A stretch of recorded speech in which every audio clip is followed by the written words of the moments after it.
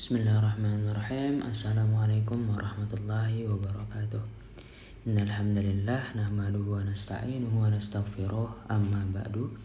Perkenalkan, nama saya Muhammad Said Al-Haris dengan NIM D1A 02410474. Saya salah satu mahasiswa pada program studi Ilmu Hukum, Fakultas Hukum, Ilmu Sosial, dan Ilmu Politik.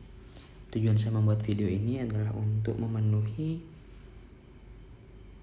tugas yang telah diberikan oleh ibu dosen pengampu mata kuliah hukum pidana di luar KUHP atau biasa disebut dengan pidana khusus. Di sini saya mengangkat tema bentuk-bentuk kekerasan seksual berbasis elektronik, di mana kekerasan seksual berbasis elektronik didefinisikan sebagai segala bentuk tindakan seksual maupun non-seksual yang dilakukan, didistribusikan, atau diperkuat melalui teknologi digital dan media elektronik. Ini mencakup penggunaan platform digital seperti media sosial, aplikasi pesan, situs web, atau perangkat rekaman untuk melakukan kekerasan seksual. Kekerasan seksual berbasis elektronik bukan sekedar masalah privasi, melainkan pelanggaran hak asasi manusia yang berdampak pada psikologis dan sosial korban. Dasar hukum yang mendasari kekerasan seksual berbasis elektronik yang pertama ada Undang-Undang Nomor 12 Tahun 2022 tentang Tindak Pidana Kekerasan Seksual. Yang kedua, Undang-Undang Nomor 19 Tahun 2016 tentang perubahan atas Undang-Undang Nomor 11 Tahun 2018. Undang-Undang Nomor 11 Tahun 2008 tentang informasi dan transaksi elektronik. Yang ketiga, ada Kitab Undang-Undang Hukum Pidana. Kemudian ada pasal-pasal yang relevan dengan kekerasan seksual berbasis elektronik ini. Yang pertama, pasal 1 angka 6. Kekerasan seksual didefinisikan sebagai setiap perbuatan merendahkan, menghina, menyerang, atau perbuatan lainnya terhadap tubuh, hasrat seksual seseorang, dan fungsi reproduksi secara paksa, bertentangan dengan kehendak seseorang, dan menyebabkan seseorang itu tidak mampu memberikan persetujuan dalam keadaan bebas karena ketimpangan relasi kuasa dan relasi gender yang dapat berakibat penderitaan psikis atau fisik termasuk yang mengganggu kesehatan reproduksi seseorang dan menelan korban jiwa. Nah, ada pasal 4 menyebutkan salah satu lingkup tempat terjadinya kekerasan seksual adalah dalam ruang lingkup cyber. Bentuk kekerasan seksual berbasis elektronik yang secara spesifik diatur pada pasal 12 yaitu penyiksaan seksual dapat mencakup pemaksaan untuk melakukan aktivitas seksual melalui sarana elektronik.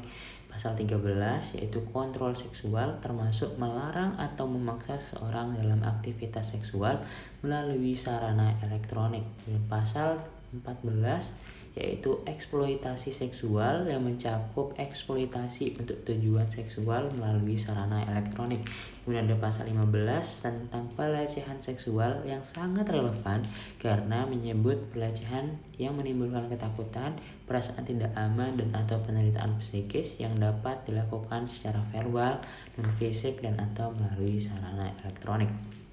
Dan di sini ada studi kasusnya, yaitu studi kasus nyata pada tahun 2019 yaitu pada tahun pra Undang-Undang TPKS.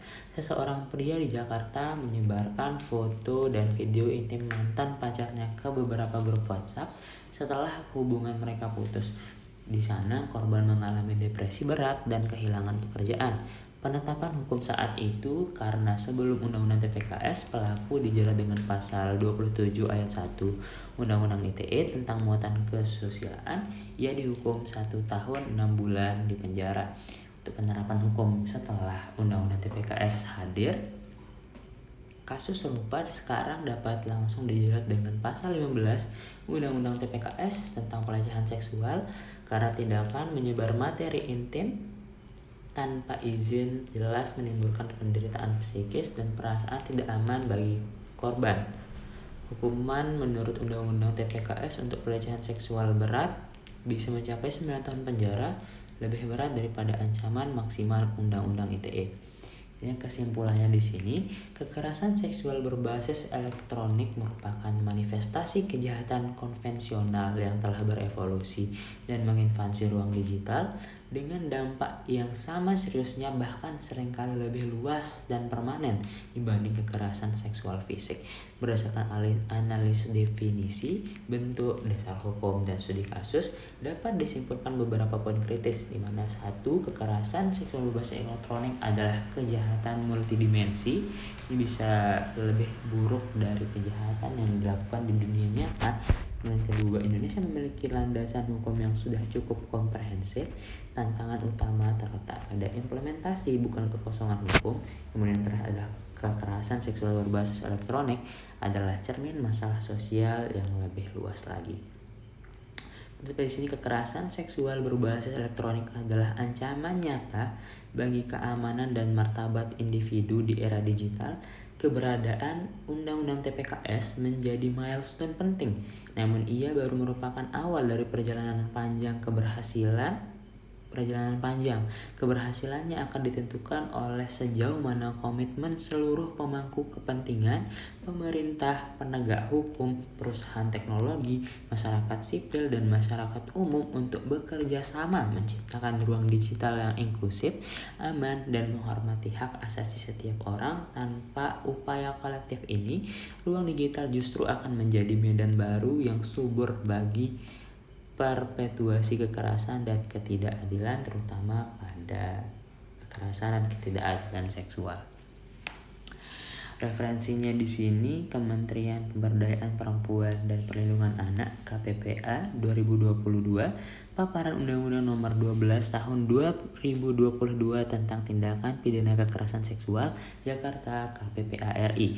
Indonesia 2022, Undang-Undang Republik Indonesia Nomor 12 Tahun 2022 tentang Tindak Pidana Kekerasan Seksual, Lembaran Negara Republik Indonesia Tahun 2022 Nomor 68, Sekretariat Negara, Jakarta.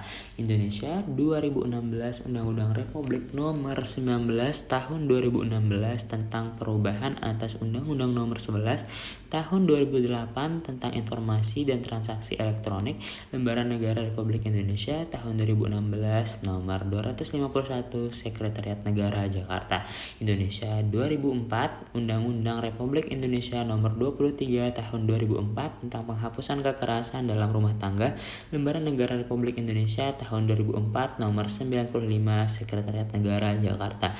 Indonesia 1945, Kitab Undang-Undang Hukum Pidana Wetboek van Strafrecht Stadblad 1915 Nomor 73 diadopsi melalui Undang-Undang Nomor 1 Tahun 1946. Terima kasih atas perhatian yang telah diberikan. Mohon maaf atas segala kekurangan yang ada. Wabillahi taufik wal hidayah. Wassalamualaikum warahmatullahi wabarakatuh.